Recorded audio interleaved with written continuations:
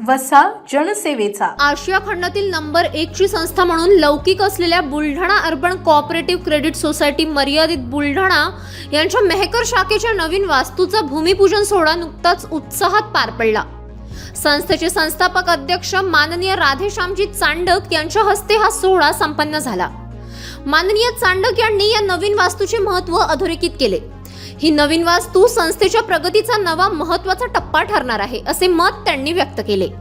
संस्थेचे विद्यमान अध्यक्ष डॉक्टर सुकेशजी साहेब यांच्या नेतृत्वाखाली संस्थेच्या आर्थिक, शैक्षणिक, सामाजिक व सांस्कृतिक कार्याला अधिक बळ देणाऱ्या या नवीन वास्तूमुळे ग्राहक सभासदांना तसेच नागरिकांना मोठा लाभ होणार आहे।